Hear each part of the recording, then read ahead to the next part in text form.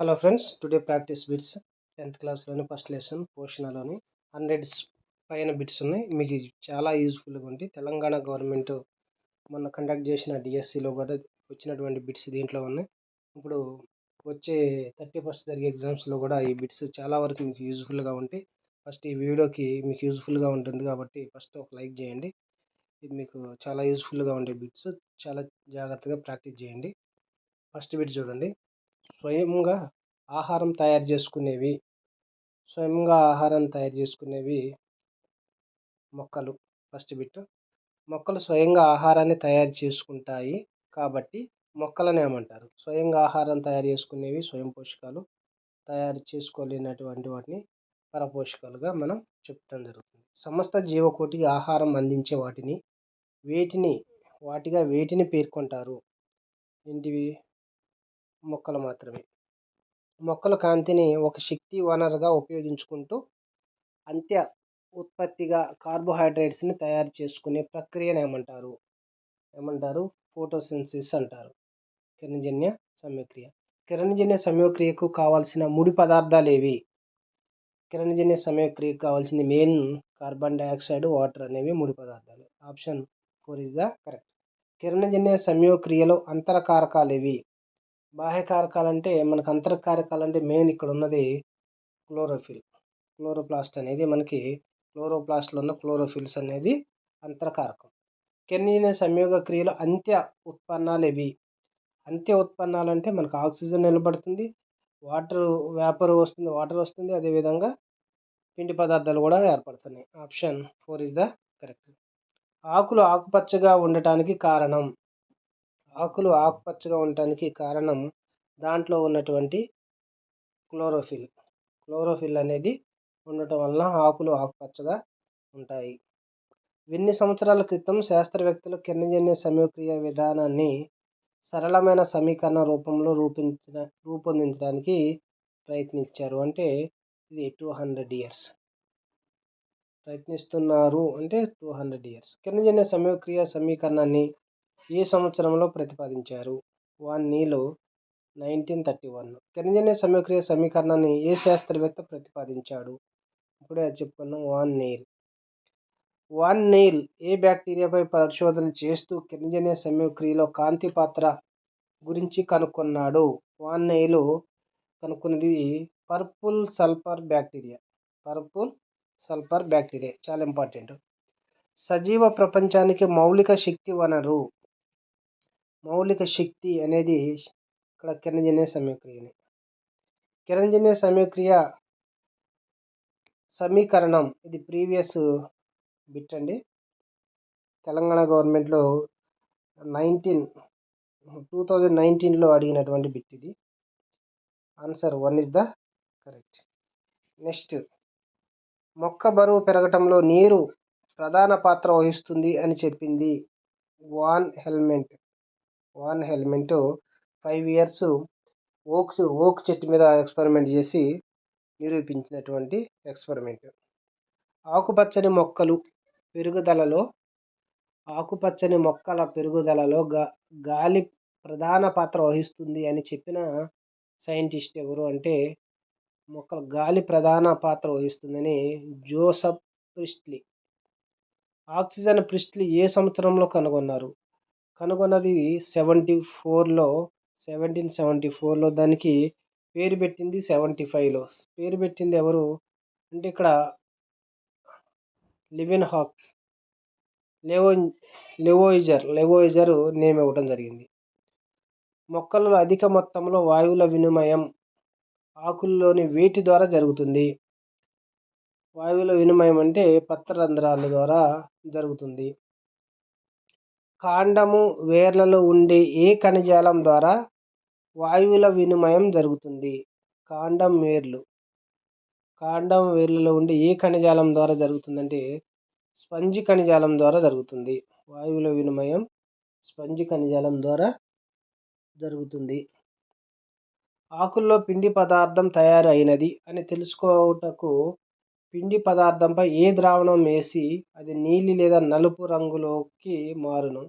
Iodine ఉపయోగించి మనం పిండి పదార్థం నలుపుని బ్లూ బ్లాక్ కలర్ని తెలుసుకోవడానికి యూజ్ చేస్తాం. నెక్స్ట్ 1779 సంవత్సరంలో కాంతి సమక్షంలోనే మొక్కలు ఆక్సిజన్ ఏర్పరుస్తాయని తెలిపినది ఎవరు అంటే ఇక్కడ మనకి జాన్ ఇంజన్ హౌస్ హైడ్రల్లా మొక్క మీద కాంతి ఎక్స్పెరిమెంట్ చేస్తాడు. 20వ శతాబ్దంలో ఏ శాస్త్రవేత్త గరిష్ట కిరణజన్య సమయక్రియ జరిగే స్థానాన్ని కనుగొన్నారు? గరిష్ట కిరణజన్య సమయక్రియ అంటే ఎంగల్మన్ ఇక్కడ శైవలాలని బ్యాక్టీరియాలను ఉపయోగించి బ్లూ అదేవిధంగా రెడ్ కలర్స్ లైట్ దగ్గర ఎక్కువ కిరణజన్య సమయక్రియ జరుగుతుందని వివరించడం జరిగింది.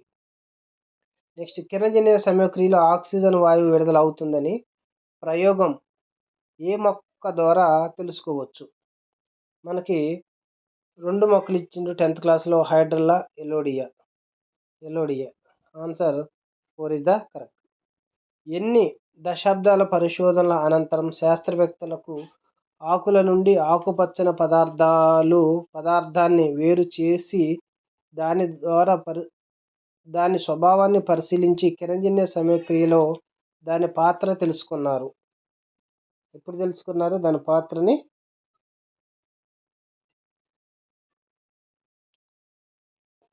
ఎన్ని శతాబ్దాలు? ఇక్కడ అడిగింది శతాబ్దాలు అంటే 4 శతాబ్దాలు. మనకు డైరెక్ట్ బుక్లో ఇచ్చినటువంటి బిట్ అంటే 40 years.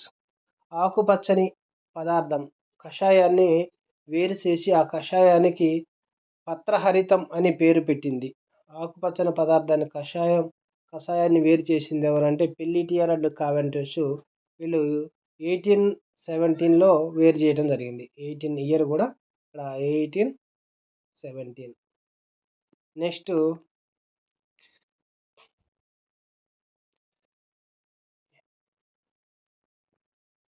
1883 సంవత్సరంలో ఏ శాస్త్రవేత్త క్లోరోఫిల్ మొక్కలోని కణం అంతా వ్యాపించి ఉందని గమనించారు? ఎవరు అంటే ఇక్కడ మనకి 27 ఆన్సరు.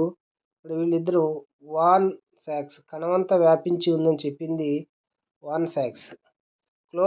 క్లోరోఫిల్ కణం లోపల ప్రత్యేక కణాంగాలలో ఉంటుందని తెలుసుకున్న ఆ కణాంగాలను ఏమని పేరు పెట్టారు? హరిత రేణువులు అని పెట్టారు. మొక్కలలో పత్రరంధ్రాలలోని రక్షక కణాలు మరియు సందాయక కణజాలాలలో క్లోరోప్లాస్ట్లు ఎన్ని? ఇది మనం 40 to 150. ఇక్కడ మీరు గమనించాల్సింది ఏంటంటే క్లోరోప్లాస్ట్ల సంఖ్య అడుగుతుండ్రు. ఎక్కడ అంటే రక్షక కణాలు, సందాయక కణజాలం. రక్షక కణాలు ఎక్కడ ఉంటాయో ఐడియా ఉంది మీకు, సందాయక కణజాలాలు ఎక్కడ ఉంటాయో ఐడియా ఉంది. ఆ రక్షక కణాలు, సందాయక కణాలలో క్లోరోప్లాస్ట్లు అనేవి ఎన్ని ఉంటాయి అంటే 40 to 150 ఉంటాయి. నెక్స్ట్ క్లోరోప్లాస్ట్లలో ఎన్ని త్వచాలు ఉంటాయి? క్లోరోప్లాస్ట్లలో మనకి డైరెక్ట్ 10th క్లాస్ బుక్లో ఏమి ఇచ్చాడంటే క్లోరోప్లాస్ట్లో 3 త్వచాలు ఏర్పడింది. 3వ త్వచం అనేది క్రిస్టే కాదు గ్రానాను ఏర్పరిచిందని చెప్పడం జరిగింది. అంటే దాన్ని బేస్ చేసుకుని ఇక్కడ మన ఆన్సర్ ఎన్ని అవుతుందంటే ఆప్షన్ 2 అవుతుంది. 3 ఉంటాయి. క్లోరోప్లాస్ట్ లోపల ఉన్న దొంతరల వంటి నిర్మాణాలను ఏమంటారు? క్లోరోప్లాస్ట్లో ఉన్న దొంతరల లాంటి నిర్మాణాలను ఏమంటారు? థైలకాయిడ్స్ అంటారు. దొంతర లాంటి నిర్మాణాలని థైలకాయిడ్స్ అంటారు. కాంతి శక్తిని గ్రహించే థైలకాయిడ్ దొంతర్ల నిర్మాణాన్ని ఏమంటారు? కాంతి శక్తిని గ్రహించే థైలకాయిడ్ దొంతర్ల నిర్మాణాన్ని ఏమంటారు? గ్రానా అంటారు. దొంతల మధ్య ద్రవం నిండిన భాగాన్ని ఏమంటారు? దొంతల మధ్య ద్రవం నిండిన భాగాన్ని ఏమంటారు? స్ట్రోమా అంటారు. ఎంజైమ్ చర్యల వలన ఎక్కడ గ్లూకోజ్ సంశ్లేషించబడి గ్లూకోజ్ పిండి పదార్థంగా మారుతుంది? ఎక్కడ? స్ట్రోమాలోనే మారుతుంది. 1954లో ఏ సైంటిస్టు మొక్క కణం నుండి కిరణజన్య సంయోగక్రియ నిర్వహణకు తోడ్పడే క్లోరోప్లాస్ట్ను వేరు చేశారు? ఎవరు అంటే జూలియస్ వాన్ శాక్స్. కాంతిని శోషించే కిరణజన్య సంయోగక్రియ వర్ణకాలు దీనిలో ఉంటాయి. హరిత రేణువుల్లో ఉంటాయి. పత్రహరితం రక్తంలోని హిమోగ్లోబిన్ అనే వర్ణకంలోని దేనిని పోలి ఉంటుంది? హిమ్మును పోలి ఉంటుంది. ఇది డిఎస్సి బిట్. పత్రహరితంలో ఏ అణువు ఉంటుంది? పత్రహరితంలో ఏముంటుంది? మెగ్నీషియం ఉంటుంది. క్లోరోఫిల్ ఏ రంగులో ఉంటుంది? ఇది బ్లూ అండ్ ఆకుపచ్చ. క్లోరోఫిల్ బి దేంట్లో ఉంటుంది? ఇది పసుపు ఆకుపచ్చ కలర్లో ఉంటుంది. నెక్స్ట్, ప్రతి గ్రాణాలోని దాదాపు ఎన్ని వర్ణక అణువులు కలిసి కాంతి శోషణ సముదాయంగా ఉపయోగపడతాయి? ఇక్కడ కాంతి శోషక సముదాయం ఇందాక అడిగింది రక్ష కణాలలోని సందాయ కణజాలాల్లో క్లోరోప్లాస్ట్ల సంఖ్య. ఇక్కడ వర్ణక అణువులు అడుగుతుండు. వర్ణక అణువులు ఏంటంటే 250 to 400. క్రింది వానిలో క్లోరోప్లాస్ట్ విధి కానిది ఏంటంటే ఇక్కడ చూడండి. ప్రధానంగా ఫస్ట్ది కాంతి శక్తి రసాయన శక్తిగా మారటం, నీటి అణువు విచ్ఛిన్నం చెందటం, కార్బన్ డైఆక్సైడ్ అణువు కార్బోహైడ్రేట్స్ క్షయీకరణ చెందటం. లాస్ట్ చూడండి క్లోరోప్లాస్ట్ విభజన.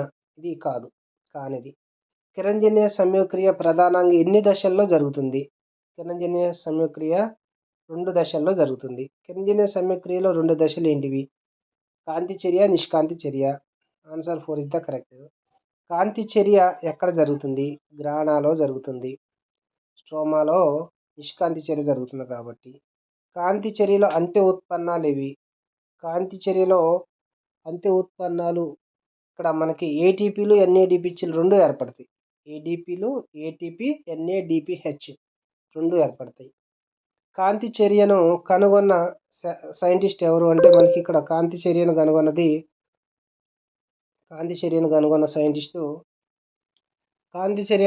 సైంటిస్ట్ మనకి రాబర్ట్ హిల్.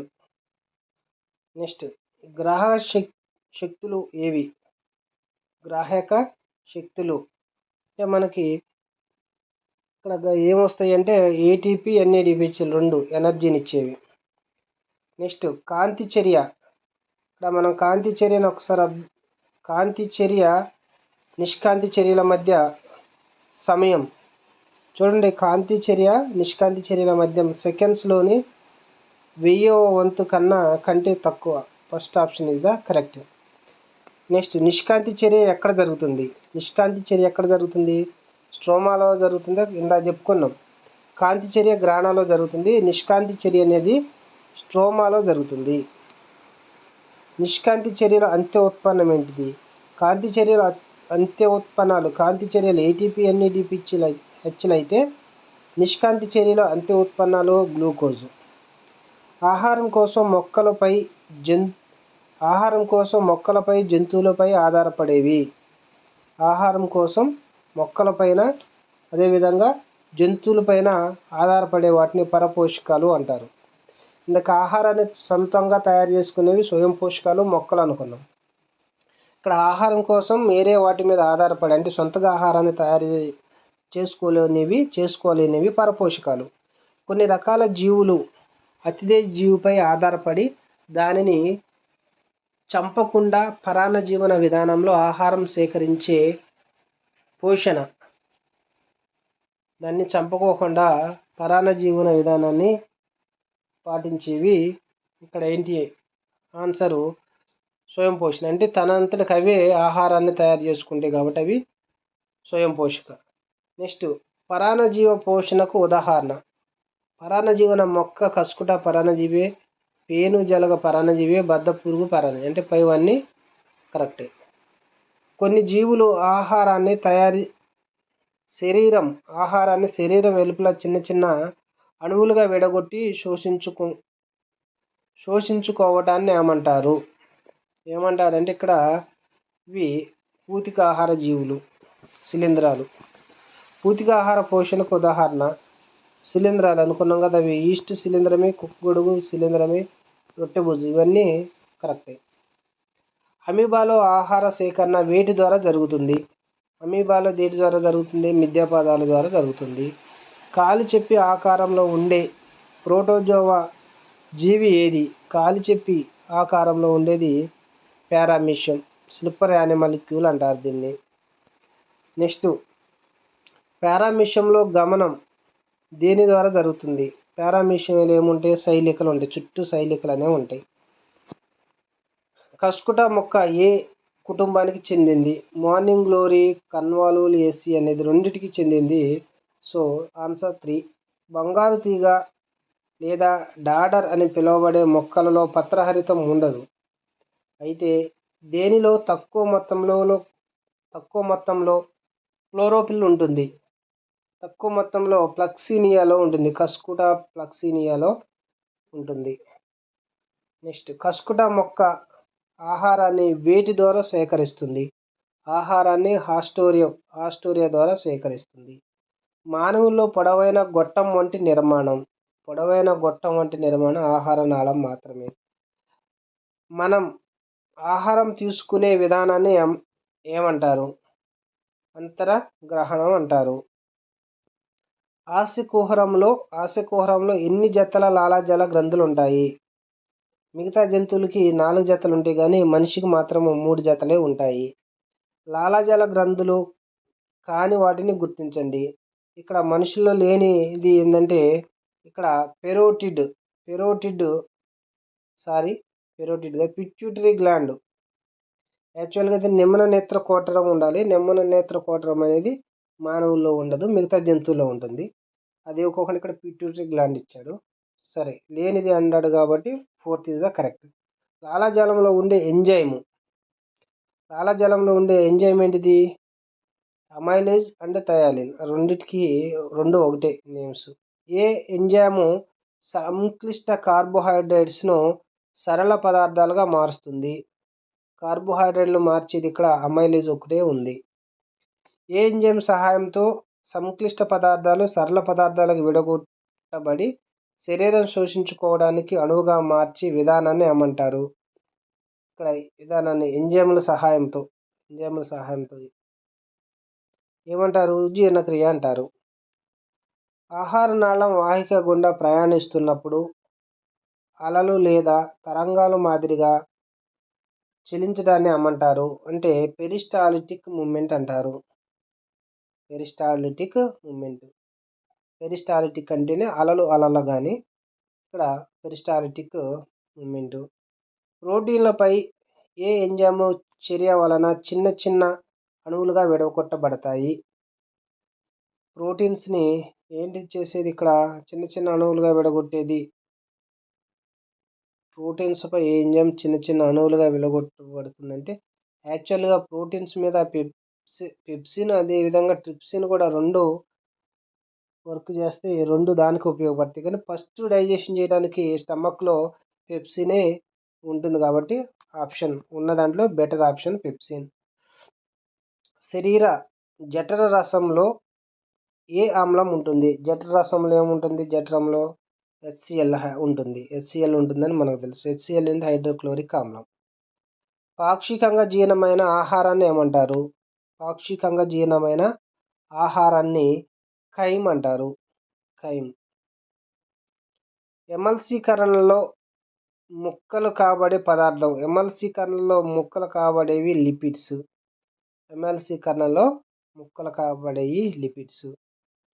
కొవ్వులపై పనిచేసే ఎంజైమ్స్. కొవ్వులు పైన పనిచేసేవి లైపేజ్ అనే ఎంజైము. చిన్న పేగులోని జీర్ణ రసాన్ని ఏమంటారు? ఆంత్రరసం అంటారు. జఠర రసం అంటే స్టమక్లో ఉంటుంది, ఆంత్రరసం అంటే ఆంత్రం అంటేనే చిన్న పేగులో ఆహార పదార్థాల స్థితి. పేగులో స్టమక్లో అయితే యాసిడ్ ఉంటుంది, పేగులో అయితే క్షారం ఉంటుంది, బేసు. చిన్న పేగు